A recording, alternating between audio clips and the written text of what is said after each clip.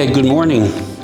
It's so nice to be here. When I walked in here this morning, I saw so many faces and friends who I haven't seen since before COVID. And it's like I'm coming home again, and it's exciting to be here. And let's hope I go home as healthy as I arrived.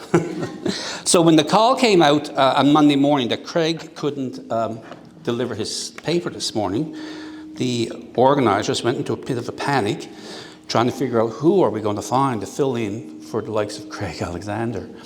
And they said, let's find a Newfoundlander. They're crazy, they'll speak to anything. David will do it. David will do it. So Jane Bertrand called me up and said, David, we have a problem. Craig is sick, will you deliver his paper? And I said, sure, Jane, my God, yes. I can channel Craig Alexander, no problem at all. One of the country's top economists, and me, who still uses my fingers to count. No problem, I can pull this off. So I stole his name tag. So the real topic of this session is really hashtag so not Craig Alexander. But I do know this paper. I was very fortunate, very lucky to have consulted with Craig on its inception. I've reviewed it about 3 times, and I've read the final thing this morning, or not this morning, sorry, Tuesday on the plane coming up. And it's an honor to be here to speak for this man. Craig's paper, which just got released, actually, can you go to the next slide, please? Craig's paper has just been released, and the premise of the paper is that we have an opportunity here with the Sewell agreements to really create a national strategy on childcare. However, there's still huge disparities in the country, and we need to address those disparities as quickly as possible and expand capacity by relying on the neighborhood schools to do so. It's not only good for children, it's good for families, and it's just reciprocity for both the earlier sectors and the K-12 system. Okay, thank you. So the paper has been posted. It's going to be retweeted again on the McCain Family Foundation. You can get it on Craig's website, and you will be seeing lots of it in the days to come. Okay, next slide, please. Okay, so really, if you know Craig, you know that this is not his first rodeo. He has done 4 seminal documents that have really been game changers in this country. His first paper that came out in I'm at the point now where I need 3 pairs of glasses, 1 for here, 1 for there, and 1 for there. So in 2012, Craig came out with the paper from the Toronto-Dominion Bank, in which he made the first argument for the economic sense of bringing I'm going to bring this back up here. Then I can see what you're seeing. Okay, sorry. I hope this is okay. Okay, perfect, thank you. So the 2012 was a game changer. Craig came to Newfoundland and presented that economic argument, and he reached a whole other audience. Suddenly bankers were listening, politicians were listening, Board of Trade was listening. He went to Nova Scotia shortly after that and did the same thing and got the same audience. Not that he needed it in Nova Scotia, because they had to create Stephen McNeill there, who were receptive ears. So the argument started to broaden out from just us bunch of advocates who are working in the field to a whole different, broader perspective of the country. In 2017, he did the Ready for Life study, which from my background in special education was a ground changer as well, because it looked at the long-term implications of marginalized children getting a better start in life, and what the implications of that. In 2021, he released another one calling for a greater public investment, in building infrastructure in the country, just before the federal agreement, or the federal budget, which announced the Sewells. And now in 2023, this paper comes out. And in true Craig style, it's written in a very accessible language. It's easy to read, it's well argued, and it's well defended. The evidence is there to make his arguments, and he's going to reach a whole new audience of people. And we owe this man a great debt of gratitude for taking up this call, and for a Wall Street banker and an economist for making this argument. It really helped move the issues forward. Okay, next slide, please. Okay, so what we see, if we look at the ECER report, which is coming out again now in 2024, we see a slow movement towards greater responsibility and alignment in the public school system with ECE. We see the curriculum guides have aligned. You know, in 2011 we had 5 that aligned with kindergarten. In 2020 we had 13. We're about to find out where we are in 2023. Kindergarten and pre-K educators having ECE qualifications, we've gone from 2 to 9, full-day kindergarten, as was just said. We've gone from 6 regions with full-day kindergarten to 10. And ECE under a common ministry, we've gone from 4 to 8. Plus the growth of wraparound services in the neighborhood schools. So we're seeing this gradual movement towards people realizing the inherent sense in aligning these systems and making it easier for families and better for children. Next slide, please. So the first argument, Craig makes 7 arguments. So I'm not going to present Craig's paper. I'm telling you an overview of what's in Craig's paper, and there's a huge difference, trust me. So the first argument, the first of 7 arguments that Craig makes is that schools are in every neighborhood, eliminating childcare deserts. We know that there's great disparity across the country around access. You know, the access that children have very much depends on the geography where they live. We don't have that for grade 3. We don't have that for grade 2. There's no childcare deserts for grade 7. Right? We have a very even system for K-12 education, but we don't have that for the early years. And this afternoon, Jessie Lee is going to present on the Nova Scotia context and give an example of that, showing that children will have to drive an hour and a half to get, in some rural areas, will have to drive an hour and a half to get to an early years center, but 15 minutes to get to a school, And the other big thing here is that we know that public schools get greater uptake. There's 95% uptake on full-day kindergarten. There's 92% uptake on JK. So there's really, children get access to neighborhood schools or services in the neighborhood schools. Okay, next slide, please. So school programs maximize inclusion, diversity, and increasing impact on the early years. And by inclusion, we don't just mean children with exceptionalities. We mean children who are economically marginalized. $10 a day will help them, but for many families, $10 a day is still a significant barrier.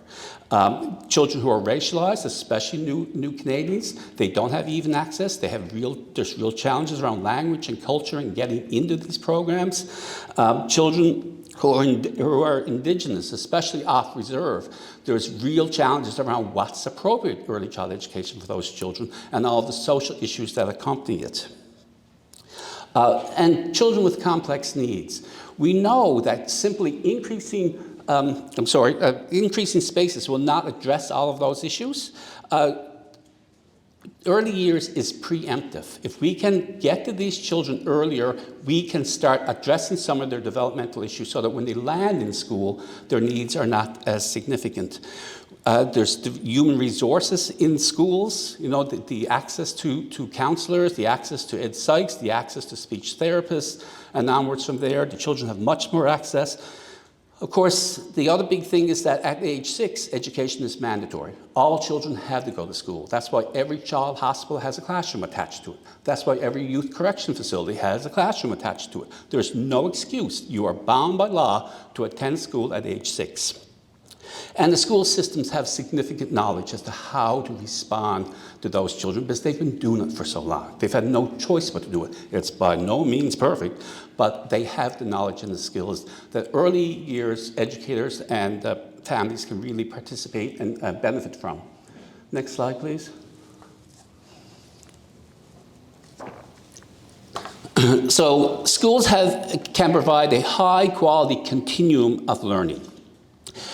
We know of the boosted impact benefits that these children get. And so, you know, there's better language, they have better behavior regulation, they have stronger social skills.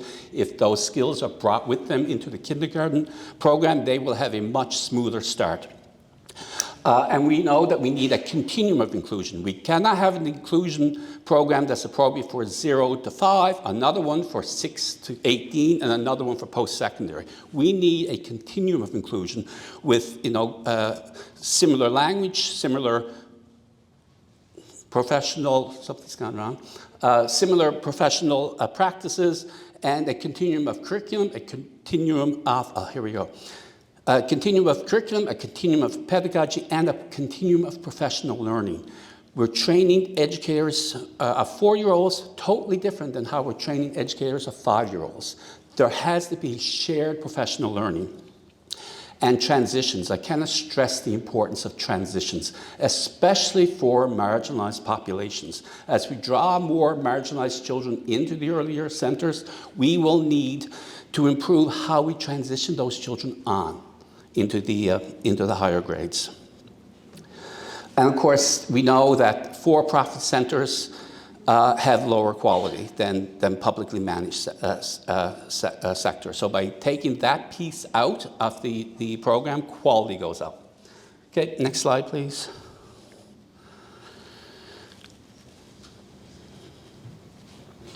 Public schools attract and retain high-quality early childhood educators. We know it's a better sector to work in. We know that the early childhood educators will want to go there because there's more stability there, there's better pay there, there's better compensation there, there's more support there, there's a stronger network of services there. In Newfoundland, when we discuss this, I hear the argument, but we cannot bring ECEs into the public school system because it's going to drain them. The higher pay, the better benefits, the better compensation packages will draw them out of the early years. And I say, wait now, shouldn't the argument be that we should be arguing for the exact same benefits for the exact same work? That's where the focus should be, not fear of helping some make this a viable career, but all discovering that this can be a viable career if the investments are made right. Okay, next slide, please. Cost saving. Craig makes really strong arguments that if we have one system versus 2 systems, we save a fortune because of the economies of scale, that a large public sector got better buying power if you're purchasing and resourcing larger numbers of centers, larger numbers of kids. You get products cheaper when you buy in quality. You also have broader supports. You have school councils, you have janitors, you have snow clearing, you have heat, light, all of the stuff that we're trying to pay for in these early year centers. They can dovetail into the schools and get the exact same service, at a much cheaper price. Especially in rural schools, which are sitting half empty. In rural schools, they're fighting to keep the schools open and trying to find some place that's viable for an earlier center.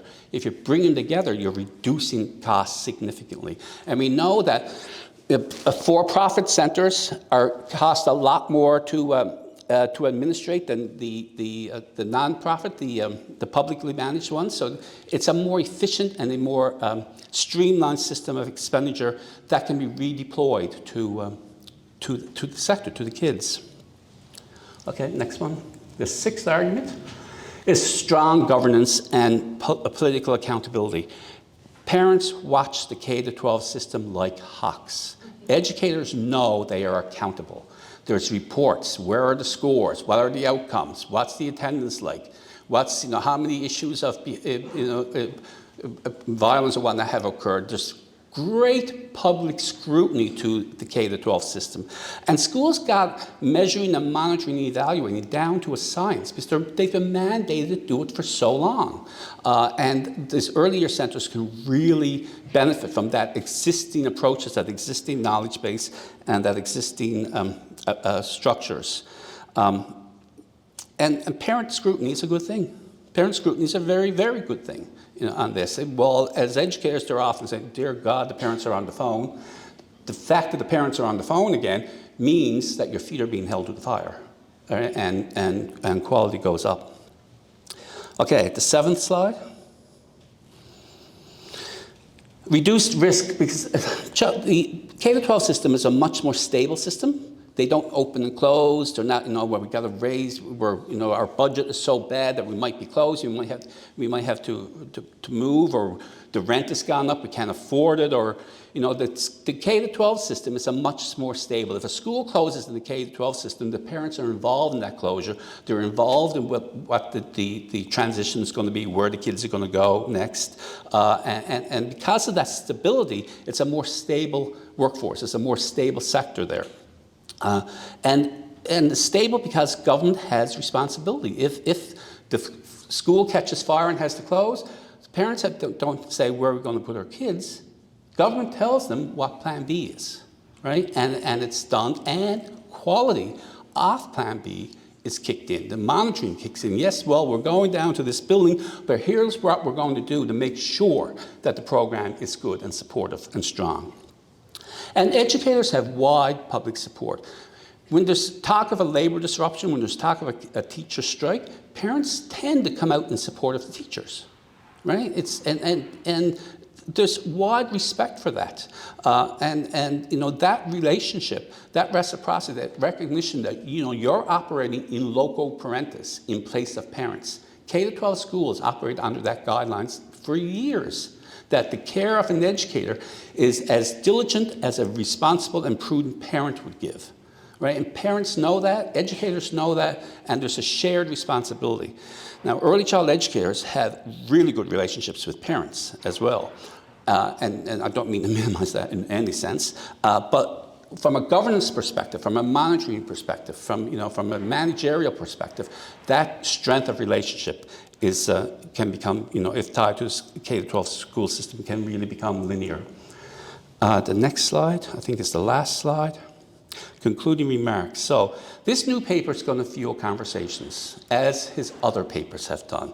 If you read it, if you push it out, if you share it, if you to encourage people to read it, it gets you thinking. It's time we start thinking that this alignment is good for all of us. It's not just good for the profits and the whatnot, but it's also good for child development. It's great for families, one-stop shopping.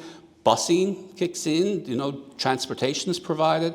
And as the paradigm continues to evolve in Canada, as we've seen from the earlier slide with the ECE report, which the ECE report tracks, it's time to start thinking, this is educational. Yes, this is childcare, but technically so is grade 4. Grade 4 is childcare, but it's learning. Age 3 is childcare, but it's as much learning going on. And there's an argument that the learning at age 3 is way more important than the learning at age 8. And there's a better return on investment. So today, as you move through the day, we have our conversations today, think about the reciprocity. What's in this for the early years sector? And what's in this for the K-12 sector? How will we both benefit from greater alignment? And I should also mention that at the end of Craig's paper, he has an appendix which makes the economic argument as to why this is cost efficient. And for those people in the room who don't use their fingers to count, you're going to really like that section. So Craig really, I guess, Craig's paper is a call to action to start this conversation now and to really think about greater alignment and what's in it for people. Thank you. Done. And I can take off Craig's name tag.